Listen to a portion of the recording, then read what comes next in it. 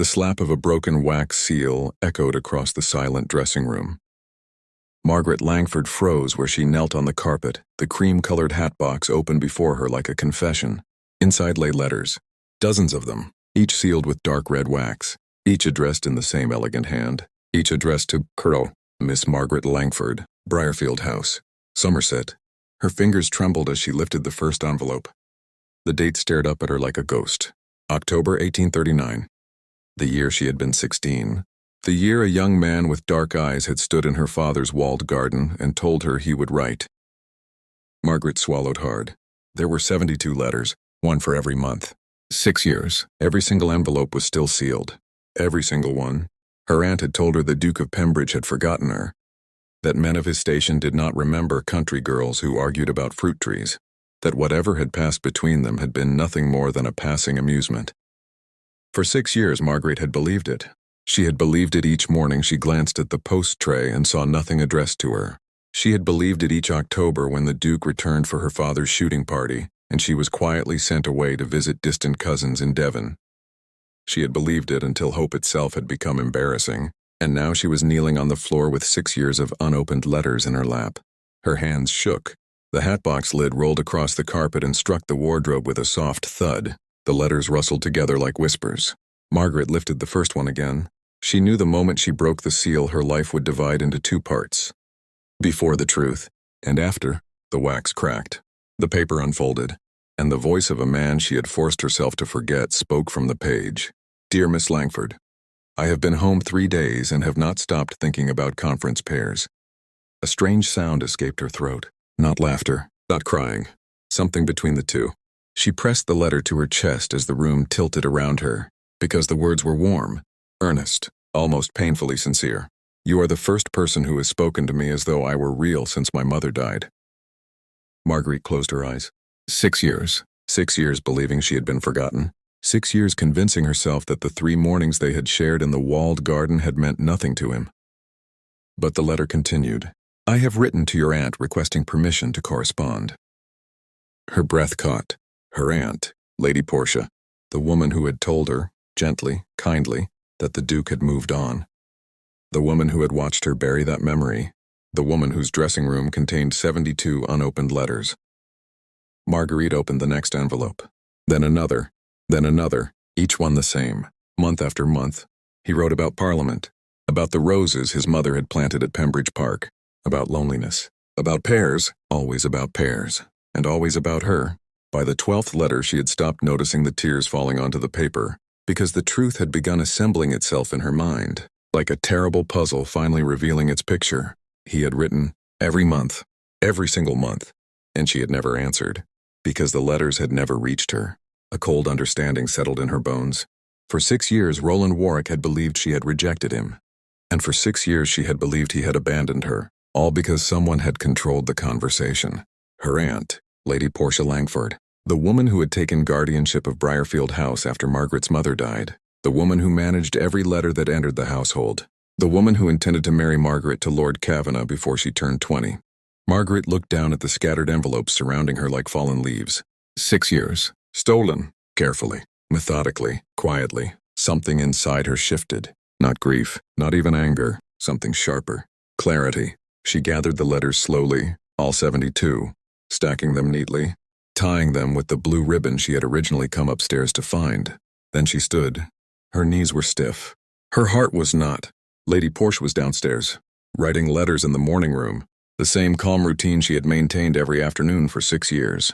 Marguerite carried the bundle of letters down the staircase. The house felt different now, smaller, colder. When she stepped into the morning room, her aunt looked up from her writing desk.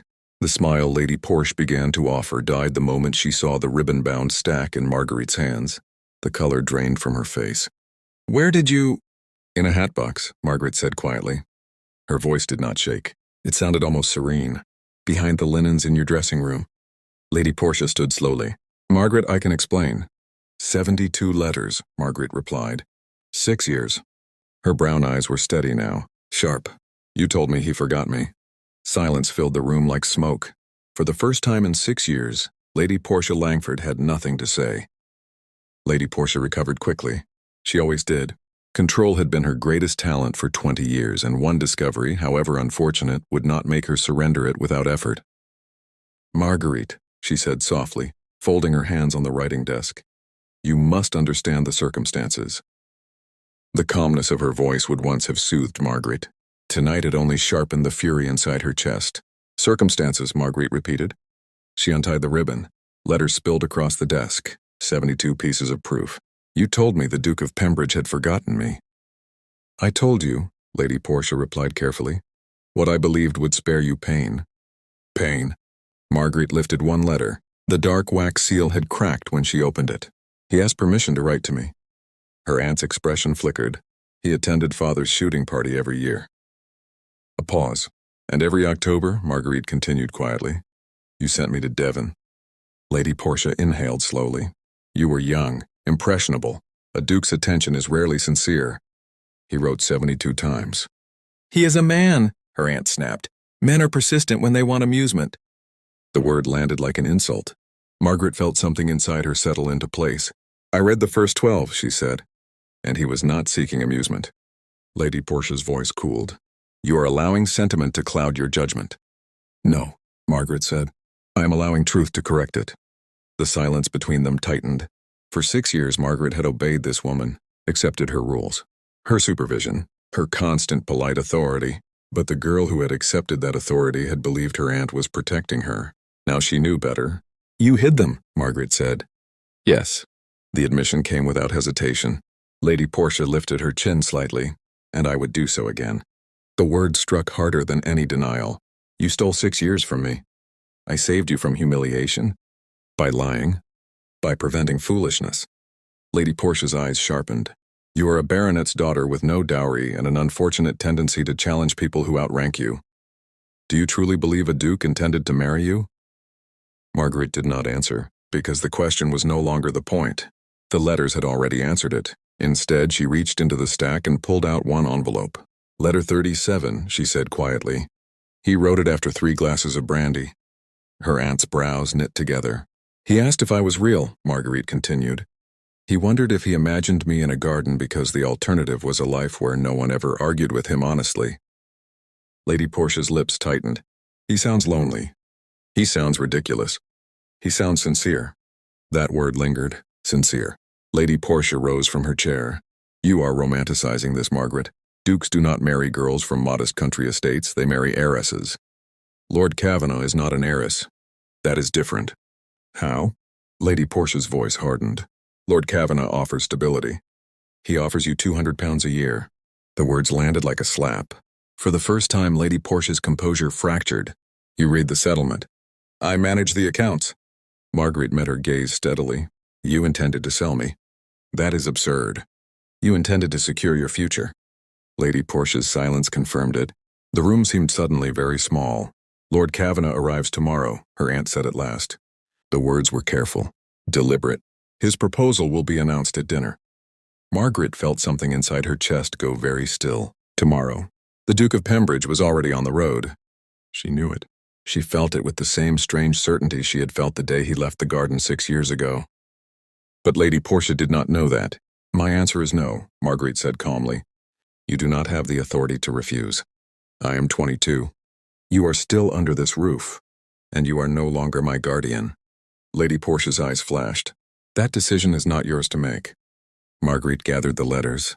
"Every one of them. I have already made it." She turned toward the door. "Margaret." She paused. "If you pursue this fantasy with the Duke of Pembridge," Lady Porsche said coldly, "you will ruin yourself." Margaret looked back. For 6 years she had lived with quiet disappointment. Tonight something brighter had replaced it. Hope. "He wrote to me 72 times, she said softly. "I believe I owe him at least one." The autumn garden at Briarfield had not changed. The same stone wall, the same pear trees bending under the weight of fruit, the same wooden bench beneath the southern branches where 6 years earlier a duke had sat and argued about horticulture. But Margaret Langford had changed. She stood at the garden gate with Roland's 72 letters pressed against her chest, watching the lime tree avenue beyond the hedges, waiting. 4 days had passed since she posted her reply.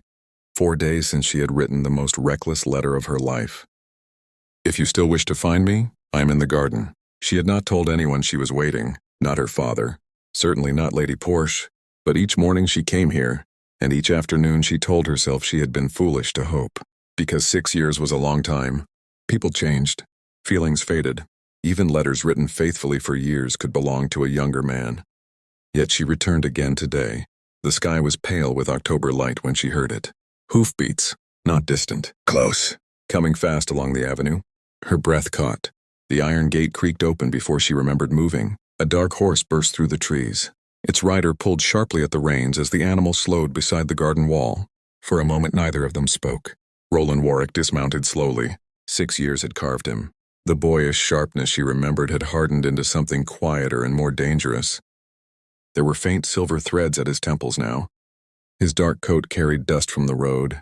But his eyes had not changed at all. They found hers with the same steady intensity she remembered from the garden bench. Margaret. Her name left his mouth like something he had carried a long way. "You came," she said softly. His brow furrowed slightly. "I never stopped coming." The word startled her. "Every October," he continued, "for the shooting party." The realization hit them both at once. "You were in Devon," he said. "I was never in Devon." Silence spread across the garden. It was the terrible kind of silence that forms when two truths collide. Roland exhaled slowly. She intercepted them. "Yes." "How many?" 72. His shoulders went rigid. For a long moment he simply stood there. Then he laughed once. It was not amusement. It was disbelief sharpened into something bitter. "I thought you hated me." Marguerite stepped closer. "I thought you forgot me." They stood only a few feet apart now. 6 years of absence compressed into the space between two heartbeats. Roland's gaze searched her face carefully. "You read them?" "The first 12. "And the rest?" "I wanted to read them slowly." "Why?" She hesitated. "Because those 6 years belonged to you."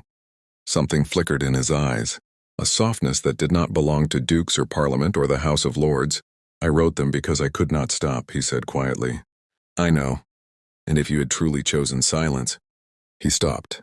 The sentence did not need finishing, because she understood. 6 years of unanswered letters would break most men.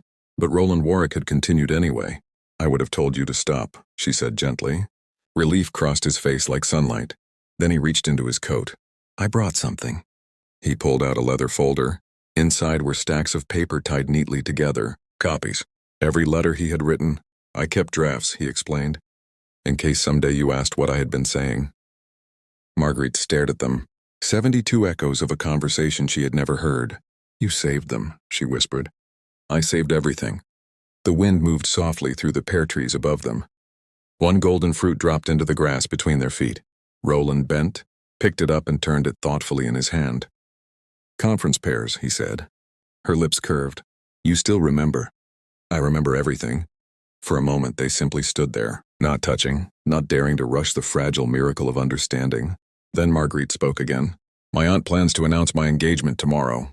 The pear stilled in his hand. "To whom?" "Lord Kavanagh." Roland's expression did not change, but the air around him did. Cold, still, dangerous. "I see," he said quietly. She watched him carefully. "You don't seem surprised." "I've known about him for 2 years." That startled her. "You investigated my household?" "You never answered 72 letters." His voice was calm. A man begins asking questions. He stepped closer now, close enough that she could see the faint scar near his jaw she had never noticed before. "I suspected interference," he continued. "But suspicion is not proof." "And now?" His gaze lifted to meet hers. "Now," he said softly, "I have proof standing in front of me." The pear rested in Roland's hand like a quiet witness. Autumn light filtered through the branches above them, gilding the garden wall where they had once sat arguing about fruit and poetry. 6 years had passed, and yet standing here again felt strangely inevitable. "You investigated my household," Marguerite said slowly. Roland did not deny it. "You vanished every October," he replied. "And my letters vanished every month." He turned the pear over thoughtfully. "A pattern invites questions." Her brow lifted. "And you hired someone to ask them?" "My valet." "Your valet?" "Fen." Roland's mouth twitched faintly. "He is extremely loyal and moderately terrifying when conducting discreet inquiries." Margaret folded her arms. "And what did Fen discover?" "That Lord Kavanagh has more debts than land." Her lips parted in surprise. "And that your aunt has been negotiating his proposal for years." Roland paused, but Fen could not prove the letters were being intercepted. Until now. Yes. The quiet certainty in his voice made her chest tighten. You expected this? She asked. No. Then why keep writing? He looked at her. The question seemed to surprise him, because stopping would have meant accepting that you did not care. And that would have been worse? Much worse. The honesty of it landed between them like something fragile. For a moment neither spoke. Then Margaret took a breath. My aunt intends to announce the engagement tomorrow evening. At dinner? Yes. Roland nodded once. The shooting party begins tomorrow. Exactly. Guess. Witnesses. Whispering nobles. A public declaration designed to trap her before she could object. Lady Porsche had chosen the moment carefully. Your father agreed? Roland asked. My father agrees to whatever is placed before him. Roland's jaw tightened slightly. That will change. You intend to confront him? I intend, Roland said calmly, to correct the situation. The way he said it made the air feel suddenly charged. Roland? He glanced at her. You cannot simply ride into the house and demand things. Why not? Because this is my family. His gaze softened. And because you are protecting them. I am protecting my father. And your aunt? She hesitated. No. Roland nodded slowly. Good. That one word carried quiet approval. Then he added, because I'm not inclined to protect her. The stillness of the statement made Margaret shiver. You sound rather terrifying, she murmured. I am a duke, he replied dryly. I am occasionally required to be. The faintest smile touched her mouth. You used to be less frightening. I used to be 28. He looked down at the pair again, and considerably more patient. 6 years suggests patience remains your greatest virtue. 6 years suggests stubbornness. The honesty of that made her laugh softly. The sound startled them both. Roland froze. What? You laughed. So? I wrote 72 letters hoping to hear that again. Her cheeks warmed. I laughed often. Not like that. His voice lowered. That one. Silence returned. But it felt different now. Warmer, more dangerous. Finally Marguerite spoke. You said earlier you brought something. Roland nodded. The letters. The copies? Yes. Where are they? In my carriage. 72 of them. Everyone. Her breath caught. I want to read them. All of them? In order. Roland studied her carefully. That will take time. I lost 6 years. Her voice was steady. I would like them back. Something fierce flickered behind his dark eyes. You shall have them. Then he added quietly, and after that? Margaret looked toward the house rising above the garden walls. Lights had begun appearing in the windows. Dinner preparations. Servants moving through corridors. Lady Porsche likely already planning tomorrow's announcement. After that, she said slowly, we decide what comes next. Roland followed her gaze. And if what comes next involves destroying your aunt's plans? She met his eyes again. The same brown eyes that had once corrected him about pears. Yes, she said calmly. I believe it does. Roland did not return to the house. Propriety still mattered in England, even when 6 years of deception had just been uncovered. Instead, he lodged at the small inn in the village 3 miles from Briarfield, while each morning he rode back to the garden. And each morning Margaret was waiting. On the first day she read letter 13. On the second day, letter 14, she sat on the bench beneath the pear trees with the letters in her lap, reading slowly, while Roland watched from the old garden wall. He never interrupted. He never explained. The letters spoke for him.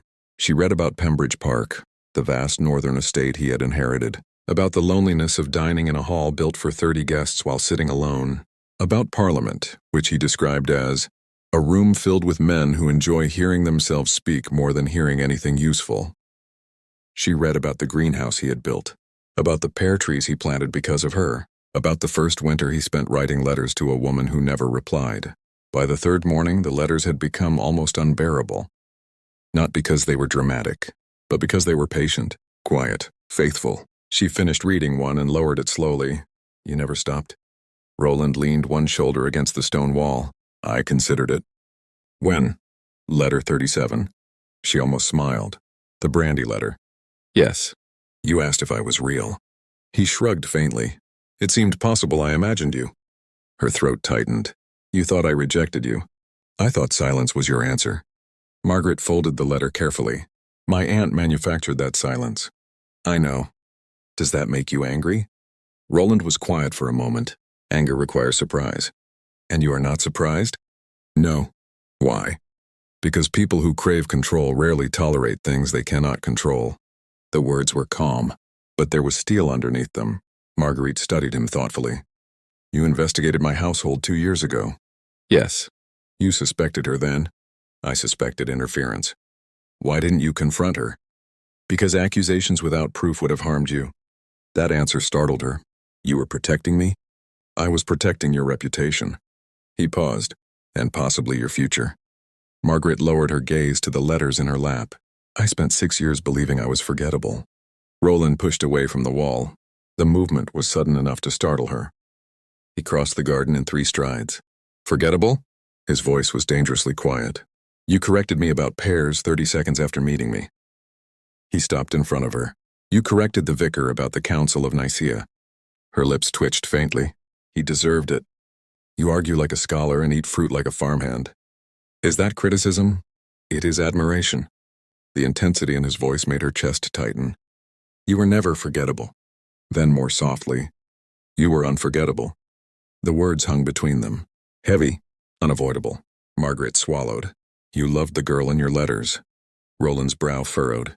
I loved the girl in the garden. That girl was 16. And? I am not her anymore. For the first time, uncertainty crossed his face. I should hope not. She shook her head. You wrote to a memory. No. Yes. Margaret. His voice softened. I wrote to a mind. The quiet sincerity in the words made her breath falter. Faces change, he continued. Circumstances change. But minds. He reached out slowly, not touching her, just resting his hand on the bench beside hers. Minds become sharper. Her heart beat faster. And if mine became harder? Then I should like to know why. His gaze held hers steadily, and helped soften it. The simplicity of the answer unraveled something deep inside her. For 6 years she had prepared herself for indifference, for dismissal, for embarrassment, but never this. Patience, devotion, understanding. You are very certain, she whispered. Roland's expression softened. I wrote 72 letters. Yes. That tends to clarify one's feelings. She looked down at the remaining stack. So many years, she murmured. Roland followed her gaze. We can reclaim them. How? Slowly. He gestured toward the letters. One morning at a time. She smiled faintly. You are remarkably calm for a man whose future wife is about to be announced to someone else. His eyes darkened. Tomorrow, he said quietly, your aunt intends to make that announcement. Yes. Roland's jaw tightened. That will not happen. The certainty in his voice made her look up sharply. What are you planning? He met her gaze. The truth. The announcement dinner began precisely at 7. Lady Porsche had planned it carefully. The long dining table glittered beneath the chandeliers of Briarfield House. Crystal glasses caught the candlelight. Silver cutlery shone like polished armor, and every seat had been filled with guests from the surrounding estates. A perfect audience, exactly the sort of audience required for a marriage announcement. Lord Kavanagh arrived wearing an expression of smug confidence that Margaret found almost unbearable to look at. He sat beside her without asking. Too close, possessively close. His fingers brushed her sleeve as he lifted his wine glass. My dear Miss Langford, he said warmly, your aunt tells me we shall have delightful news this evening. Margaret did not answer. Across the table, Lady Porsche watched her carefully. There was tension in the older woman's posture tonight, because Margaret had not behaved as expected. She had not been frightened. She had not pleaded. She had simply waited, and now the dinner was halfway through. The servants cleared the final course. Lady Porsche rose gracefully. The room quieted immediately. My friends, she began with polished elegance, it gives me great pleasure to share. The doors opened. Every head in the room turned. Roland Warwick stood in the doorway. He had not dressed for dinner. His riding coat was still dusted from the road, but nothing about him suggested apology. He entered like a man entirely accustomed to commanding rooms. Lady Portia's voice stopped mid-sentence. Your Grace, she said tightly. Lady Porsche. Roland stepped forward calmly. Forgive the interruption. The guests murmured softly. A duke arriving unannounced was not merely unusual. It was a social earthquake. Roland's gaze moved across the table. It paused briefly on Lord Kavanagh, then settled on Sir Edgar Langford. Might I have a word with you, Sir Edgar? The older man blinked nervously. Of course, Your Grace. Lady Porsche intervened quickly. If this concerns the shooting party, it concerns your niece." The room went silent. Roland placed a leather folder onto the table. Inside were the letters, all 72. The red wax seals glowed in the candlelight like evidence. "I have been writing to Miss Margaret Langford every month for 6 years." Gasps rippled through the room. Sir Edgar stared in confusion. "I was under the impression," Roland continued calmly, "that my letters had been received." Lady Portia's composure hardened. "Your Grace, this is highly improper." 72 letters. He untied the ribbon. The stack spread across the table. "I believe that qualifies as persistence rather than impropriety." Murmurs grew louder among the guests. Lord Cavanagh looked furious. "What exactly is the meaning of this?" he demanded. Roland finally turned to him. "The meaning," he said calmly, "is that your proposed engagement does not exist." The Baron's face reddened. "You cannot simply—" "I can." Roland's voice did not rise, but the authority behind it filled the room. "I have been corresponding with Miss Langford for 6 years with the clear intention of marriage." Sir Edgar looked stunned. "Margaret, is this true?" She stood slowly. Every eye in the room turned toward her. "Yes." Her voice was steady. "I discovered the letters yesterday." She looked directly at Lady Portia. "They were hidden in a hat box." A sharp murmur swept through the guests. Lady Portia went pale. Roland spoke again. "The matter is simple." He rested his hands lightly on the back of a chair. "I intend to marry Miss Langford." Lord Cavanagh rose abruptly. "This is absurd." Roland turned to him. "Your financial records disagree." The room froze. "What did you say?" "I believe your Dorset estate is mortgaged to the sum of £4,000. The color drained from the Baron's face. "And your annual income," Roland continued calmly, "is closer to 300 than the 2,000 you have claimed." The silence was suffocating now. Roland's voice softened slightly. "I would recommend leaving quietly." Lord Cavanagh stared at him, then at the guests watching him, then at Margaret. Humiliation burned in his eyes. He left the room without another word. Roland turned back to Sir Edgar. "I apologize for the dramatic timing." The older man looked overwhelmed. "You wish to marry my daughter?" Roland glanced at Marguerite, then answered simply, "I always have." The dining room remained silent long after Lord Cavanagh's carriage wheels faded down the gravel drive. Every guest at the table seemed to understand they had just witnessed something far greater than a broken engagement. They had witnessed a war quietly ending. Sir Edgar Langford still stood beside his chair, pale and visibly shaken. His eyes moved slowly between the scattered letters on the table, his sister, and his daughter. "Margaret," he said hoarsely. "Is this true?" She stepped forward. The candlelight caught the ribbon still tied around the letters. "Yes, father." Her voice did not waver. "He wrote to me every month for 6 years." Sir Edgar turned slowly toward Lady Portia. The silence that followed was more devastating than any accusation. His sister had managed his household for years. He had trusted her with everything. Lady Portia's composure had not completely collapsed, but the cracks were visible now. "You must understand," she said carefully, "I acted in the best interests of this family." Roland's voice cut through the room. "You acted in the best interests of yourself." Every guest heard it. Lady Portia's gaze snapped toward him. "You presume too much, Your Grace." "On the contrary." Roland gestured lightly toward the letters. "I presume only what evidence proves." The quiet authority in his tone left no room for argument. Sir Edgar lowered himself slowly into his chair. "My God," he murmured. "Marguerite."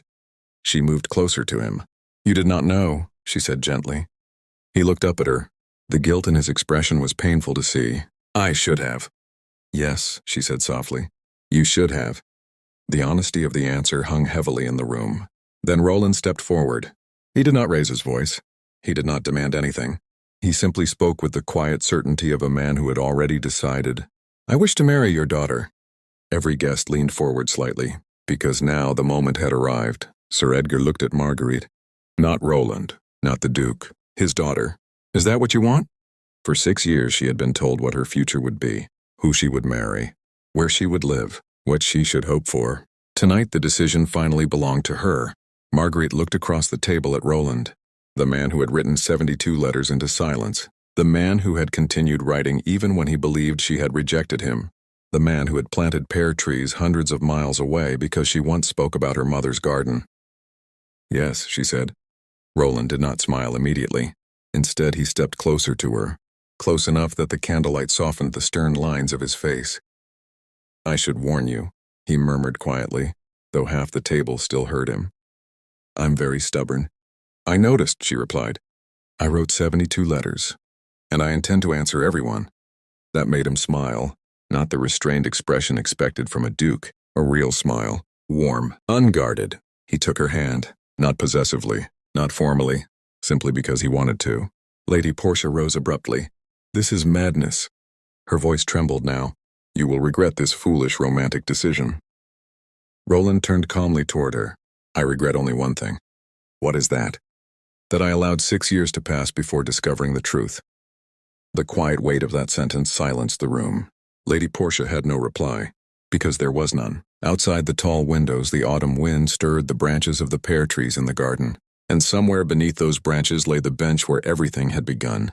6 years earlier, with a disagreement about fruit, Roland looked down at Marguerite. There's still something I must ask. She raised an eyebrow. You already announced your intentions in front of half the county. Yes, but I never properly asked you. He lowered himself onto one knee. Gasps spread through the dining room. Dukes did not kneel, certainly not in front of witnesses. But Roland Warwick had never been particularly interested in convention. Margaret Langford, he said quietly. Will you marry me? Her answer came instantly. Yes. Applause broke out around the table. The tension that had filled the house all evening dissolved into astonished laughter and delighted whispers. But Margaret hardly heard any of it, because Roland was still holding her hand. And for the first time in 6 years, there was no silence between them. Months later, in the quiet greenhouse at Pembridge Park, Margaret stood beside a row of young pear trees. Roland leaned against the glass wall watching her. They still aren't as good as your mother's, he said.